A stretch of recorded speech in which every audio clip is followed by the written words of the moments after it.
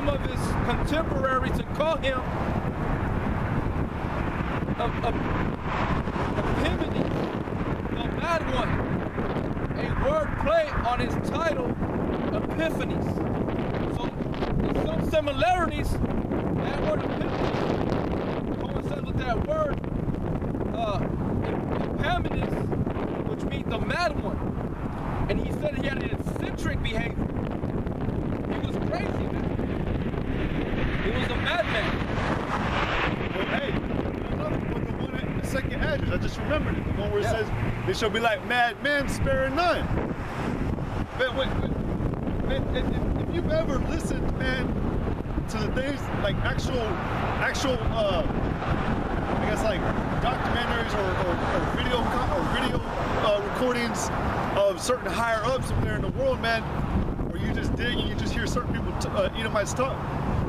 You'll hear the way they speak, man, but you can't understand how they can speak that way.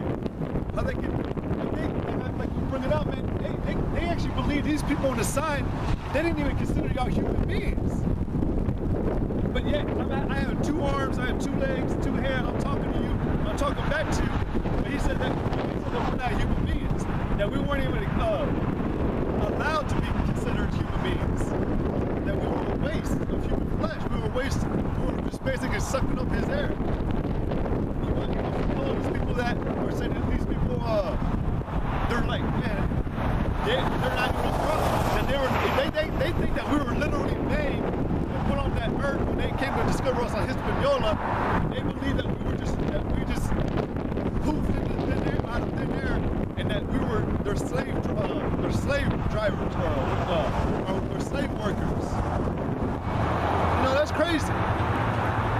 When these people are actually right here, and they try to flee away from Esau. When they get over here too, because Esau was over there doing his crap that he always was doing. Get away from him too.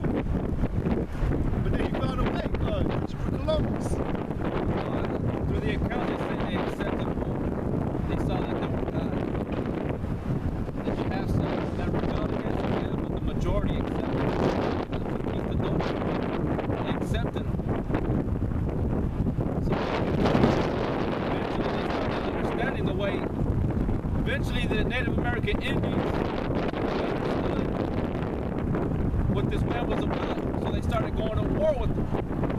That's why you have like Geronimo, you have Pancho Villa, all these different, other great Native American Indians that rose up against the troops.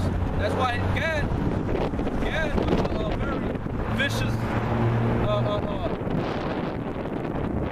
tribe that was whipping Esau's ass in that time. Because Esau didn't understand how the ways of the Indians war. Their war was vicious, man. They knew the woods, they knew the land, Esau didn't know the terrain here in America.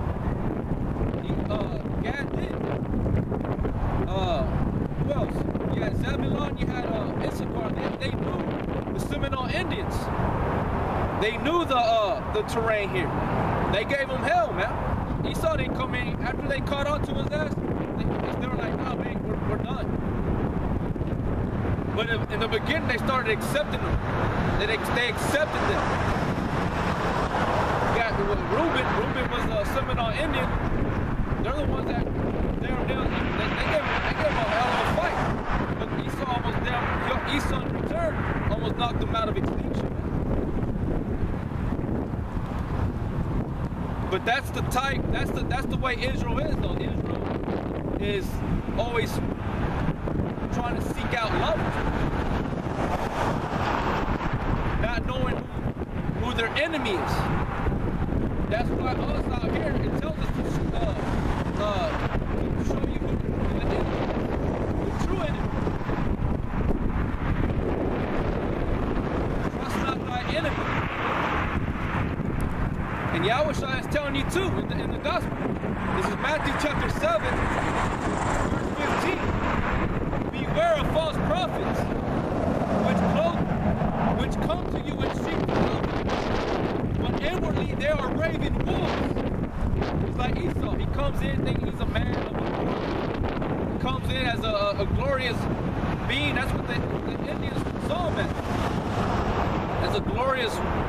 glorious white man.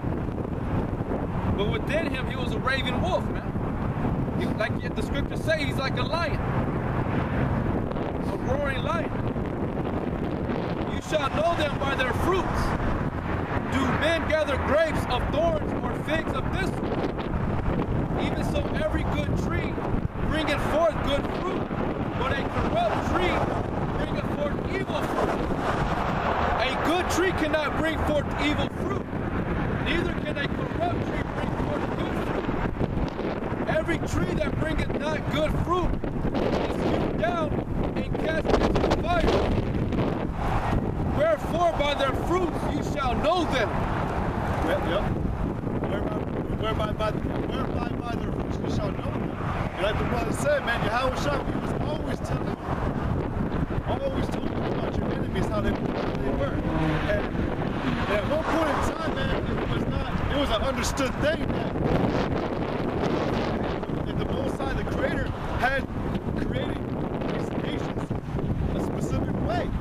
And then he even told Israel, like, this is how I designed this guy, I designed this guy. Like, I'm talking about nations. And he told you how Esau was.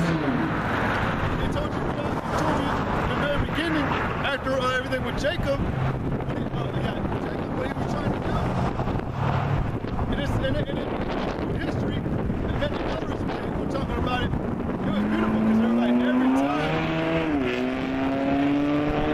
they said that you could go back in history and look at all these other nations that were ruling over us, other than Esau, back in history, that at some point in time, though, you find that there was remnants of Esau giving help to these people. And Esau was in the midst of those nations. Scriptures back then until the book of Obadiah.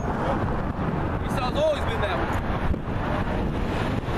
It's just today, it's a mystery. They don't know who the son of perdition is. That's why we're out here to reveal that. To tell you who your arch enemy has always been. It was right under your brother. The one that was right next to you.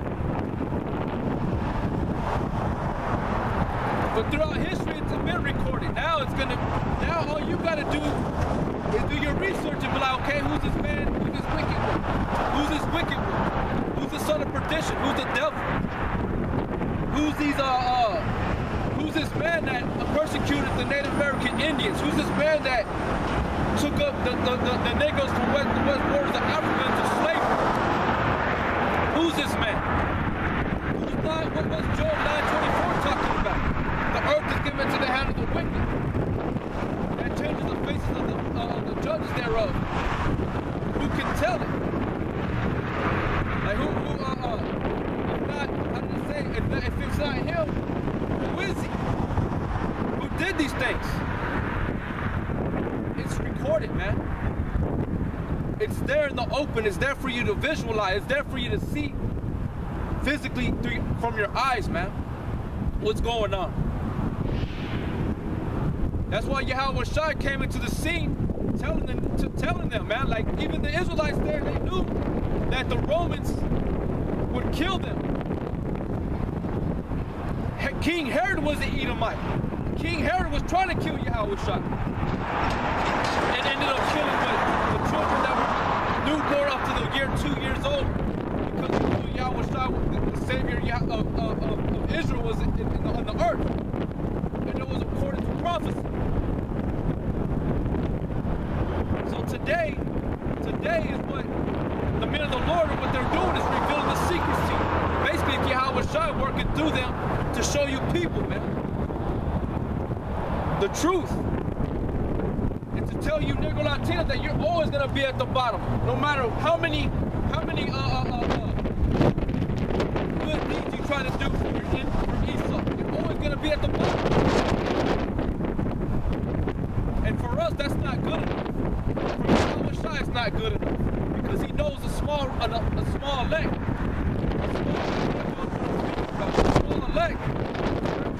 A small elect of men and women and children deserve what Yahweh Shai knows what they need. The rest of you 2/3, y'all gonna be at the bottom with Esau. Y'all gonna be with that rich.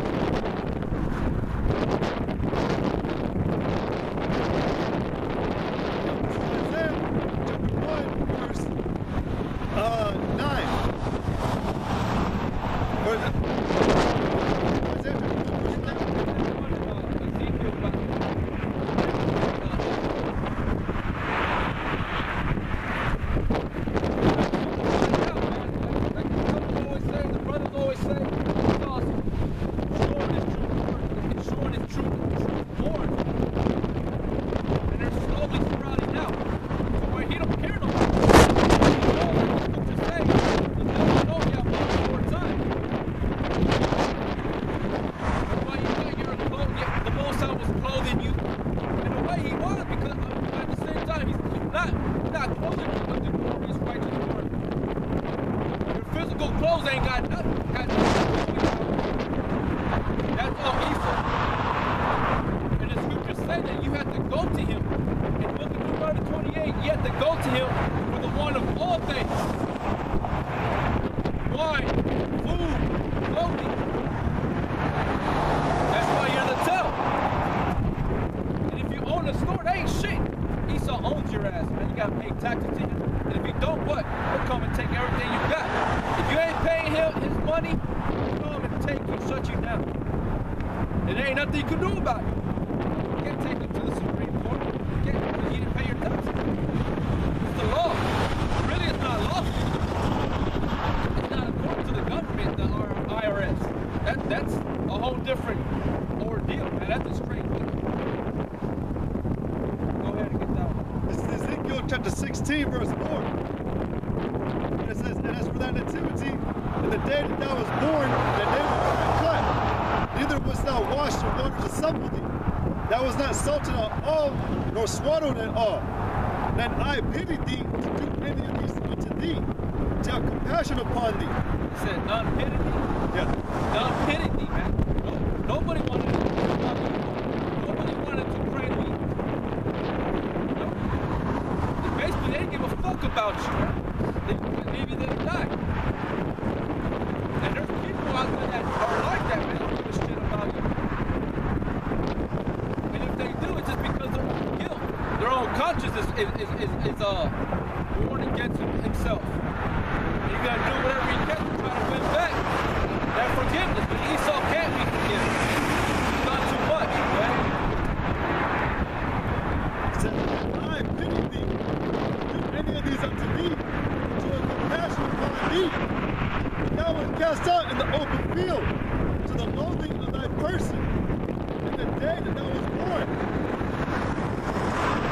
And when I passed by thee, and saw thee polluted in thine own blood, I said unto thee, when thou was in thy blood, live. Yea, I said unto thee, when thou was in thy blood, live. I have caused thee to multiply as the bud of the field, and thou hast increased and waxed great, and thou art come to excellent ornaments. Thy breasts are fashioned, and thine hair is grown, whereon thou was naked and bare. Now when I passed by thee and looked upon thee, behold, that time was a time of love. Yahweh said that was the time of love, man. That was the time of love. When he made a covenant with Abraham, Isaac, and Jacob.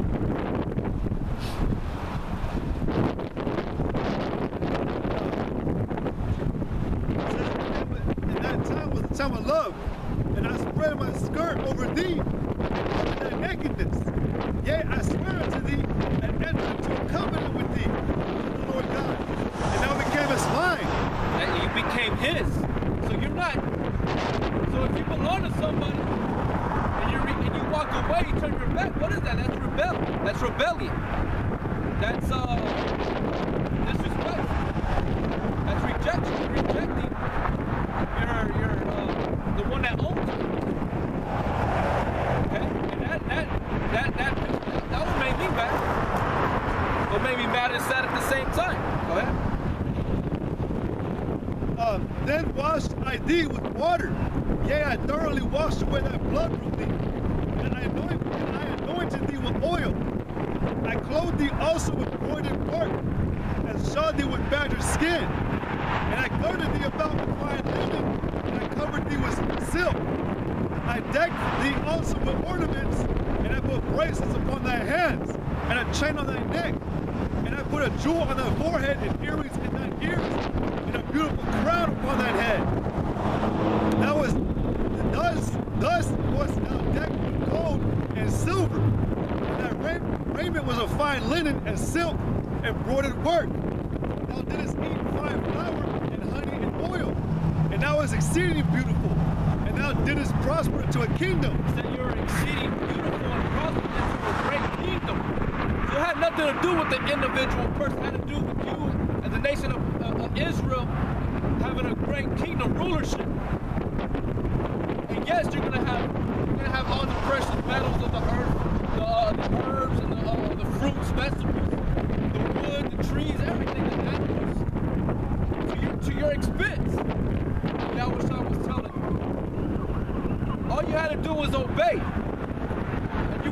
above your enemies.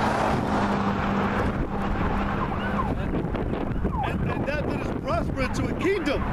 And that renown went forth among the heathen for thy beauty. For thy beauty. Because when you go to the book of Lamentations, it says that the heathen clap at you. Look at this great kingdom and look what it's become.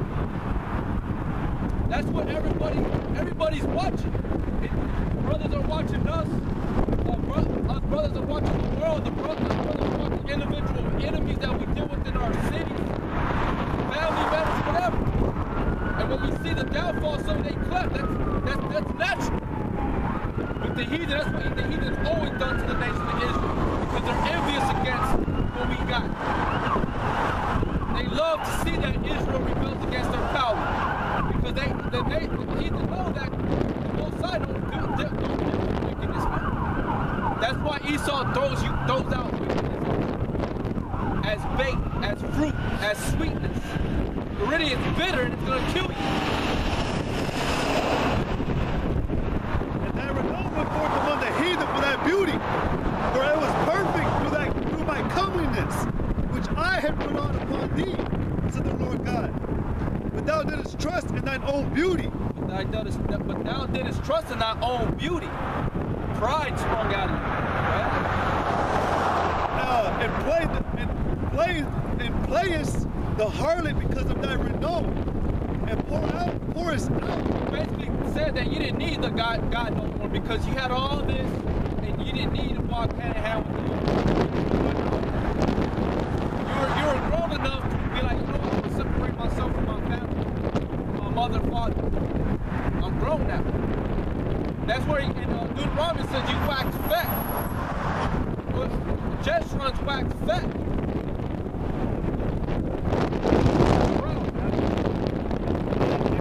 Out thy fornications on everyone that passed by, his it was, and of thy garments thou didst take, and deckest the high places with thy words' colors, and playest the harlot thereupon.